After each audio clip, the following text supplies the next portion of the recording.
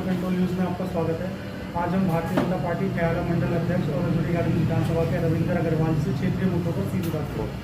रविंद्र जी, खबर control news को sir आपका स्वागत है। सर आपसे जान लेंगे, कोरोना काल जितनी महामारी बीती है इसमें आप यहाँ की जनता के बीच में रहकर क्या क्या काम किए आप?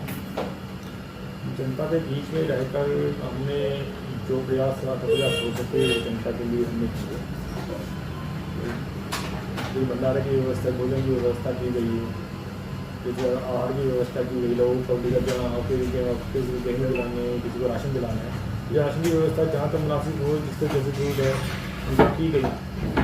राशन में हमने एक चीज़ देखा था, लोग तो नसीब भी देखी भी हुई थी, लेकिन हमने जो चाहते हुए भी जो लोग नहीं लेना चाहते थे, भूखे रह रहे थे, घरों के अंदर जा जाकर कुछ परिवार ऐसे थे शर्म के नाम हमारे बेचारे ले नहीं पा रहे थे। जाकर उनसे बातचीत करी, हमने कहा जी हो सकता है तो पता ही है।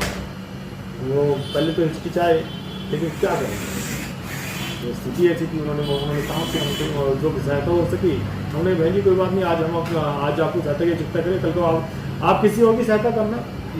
तो उन्होंने लोगों ने सहायता ली और वो राशन की व्यवस्था कराई गई।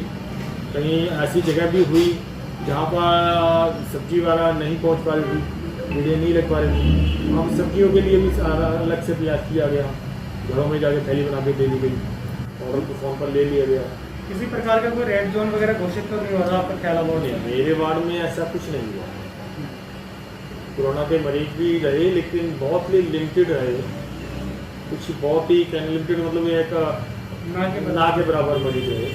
नहीं तो पूरे वार्ड में मुश्किल से 8-10 मरीज आ रहे हो तो आगे में। महाराष्ट्र में कोरोना का रूप फिर से पैदा हुआ, फिर से वहाँ पे लॉकडाउन लगने जा रहा है। सर क्या लगता है दिल्ली की स्थिति भी इस तरह कुछ होगी? नहीं, दिल्ली में ऐसा नहीं लगता। अब दिल्ली में तो रिकवरी नज़र आ रही है, काफ़ी दिल्ली की जनता समझदार हो। सर आपसे भी जान लेंगे, 5 चुनाव है नगर निगम के 5 विधानसभाओं के अंदर, इसमें क्या लगता है कितनी सीटों पर भारतीय जनता पार्टी खाता खोलने में कामयाब रहेगी? 5 सीट में दिल्ली के अंदर जो 5 चुनाव में हमें तो उम्मीद है कि 5 सीटों पर हम भाजपा की सीट निकालेंगे। कारण क्या है? क्या कारण तो आप देख सकते हो कि एमसीडी में कोई खास काम हुए नहीं सर। अभी स्ट्राइक चल रहा था, एमसीडी कूड़े करकट का जगह जगह नुक्कड़ों पर देखने को मिला। कहीं ना कहीं आप लोग कहते हो कि दिल्ली सरकार हमें फंड नहीं देती, इस वजह से समस्या जूझती रहती, लेकिन जनता को कौन समझाए? तो जनता को तो यही लगेगा कि एमसीडी काम नहीं कर रही। देखो, ये क्षेत्रीय मुद्दे हैं और जनता समझती है कि ये मुद्दे क्यों हैं, क्योंकि कर्मचारी काम कर रहा है, निगम पार्षद में तो व्यवस्था देखनी है, व्यवस्था देते जो व्यवस्थित उतरेगा। तो कर्मचारी काम कर रहा है, कर्मचारी क्यों नहीं आ रहा? कर्मचारी कहीं ना कहीं पे वेतन नहीं मिला, तो वेतन कहाँ से आ रहा है? स्टेट गवर्नमेंट अगर फंड नहीं दे रही, ठीक है, आज एमसीडी के पास, एचएमसी के पास फंड की कमी हुई, फंड क्यों हुआ? कि उसे फंड अपना पूरा नहीं मिल पाया। तो कहाँ से आना था? दिल्ली सरकार से आना था। अगर आ जाता तो ये कमी नहीं होती। आज कई जगह पे, कई क्षेत्रों में मैंने भी देखा कूड़े की ढेरी लगी हुई थी, वहाँ पर कर्मचारियों ने हड़ताल टाइप करी, स्ट्राइक करी, उन्होंने काम नहीं किया। तो किस कारण किया? दिल्ली सरकार ने पैसा नहीं दिया, इसका जिम्मेदार सीधा सीधा हम दिल्ली सरकार को मनाते हैं। तो सर जो आप घर में जा जाकर लोगों को जागरूक करते हैं कि दिल्ली सरकार हमें फंड नहीं दे रही, इस कारण हम एमसीडी काम नहीं कर पा रहे, क्या लोग जागरूक हो रहे हैं आप लोगों को? लोग समझते हैं, लोगों को पता है, लोगों को पता है कि जब फ्री बिजली पानी के लेकर में उन्होंने क्या नहीं लिखा। कोरोना के टाइम में, अब कोरोना की आप बात अपने कभी मैं बात करूँगा दूसरी, कोरोना के टाइम में सबसे पहले दिल्ली में लॉकडाउन हटाने वाला केजरीवाल था, केजरीवाल सरकार थी। ऑल ओवर इंडिया में लॉकडाउन लगा था, सबसे पहले पूरा शराब पे को भीड़ लगी तो दिल्ली में लगी। जो सोशल डिस्टेंसिंग की धज्जियाँ उड़ी, दिल्ली में उड़ी। किस कारण उड़ी? दिल्ली सरकार में जैसे उड़ी। सबसे पहले स्टेट तक डीजल पे लगाया गया तो दिल्ली में लगाया गया। अगर दिल्ली में 7 रुपये स्टेट तक डीजल पे नहीं लगाया जाता तो अदर स्टेट क्यों लगाती है? महंगाई क्यों होती? जब दिल्ली में अदर स्टेट में 63 रुपये डीजल चल रहा है, दिल्ली में 70 रुपये चल रहा था उसमें, अचानक डीजल बढ़ा गया, 7 रुपये स्टेट टैक्स बढ़ाया, कोरोना टैक्स बढ़ाया, लगाया ना इन्होंने। अब इसी पर शराब पर भी इन्होंने टैक्स अच्छा लगाया, वसूली तो सारी सेंट्रल स्टेट गवर्नमेंट ने यहीं से करी है। कहीं ना कहीं वेट लगा रही है दिल्ली सरकार, लेकिन केंद्र सरकार की तरफ चाहे वो पेट्रोल हो या सिलेंडर हो, कुछ भी, उस पर भी महंगाई लगातार बढ़ती जा रही है। इसका भी केंद्र सरकार को ध्यान देना चाहिए। मैं मानता हूँ, लेकिन सेंट्रल गवर्नमेंट की अगर देखा जाए, सेंट्रल गवर्नमेंट अगर टैक्स ले रही है 55%, तो दिल्ली सरकार ले रही है उस पर 130%। डीजल की बात, डीजल पेट्रोल की बात कर रही हैं हम। मैं अंदाज़ा बता रहा हूँ, अप्रोक्सीमेटली ये नहीं बता रहा कि इतना। अगर उसका 50 से 55% है तो इसका 125 से 130% है।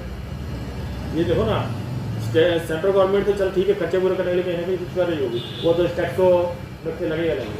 एक स्टेट गवर्नमेंट टैक्स इतना क्यों?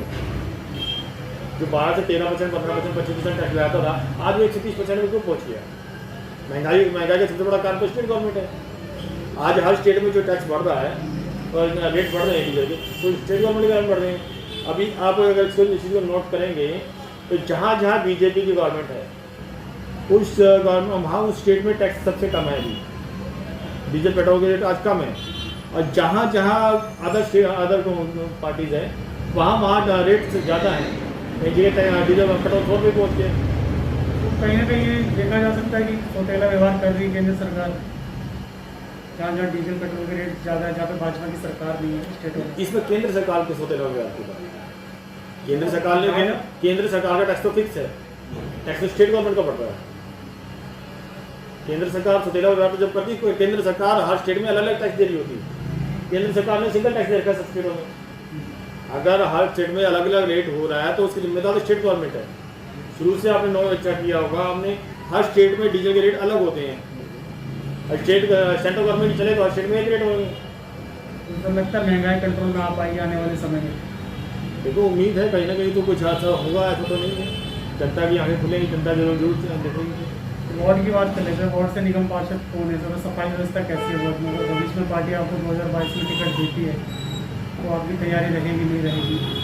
तो इस वार्ड की और विधानसभा की दोनों की बात करूँ, राजनीतिक स्थिति देखते हुए इसमें पारिवारिक राजनीति हो रही है, क्योंकि हमेशा एक है वो क्या है, जैसे मर्जी समझ लें, एक परिवार चाहता है वो मेरे ही निगम पार्षद रहे, मैं ही MLA रहूँ, वही स्थिति हमेशा बनी रही है यहाँ पे। कुछ कार्यकर्ता तो पीछे कुछ मेहनत हुई है, बीजेपी का MLA भी आया, उसने काम भी अच्छे हुए, लेकिन फिर केजरीवाल की फ्री की सुविधाएं देख के फिर पब्लिक मार खा गई, पब्लिक बेवकूफ़ बनी और ये सीट निकल गई।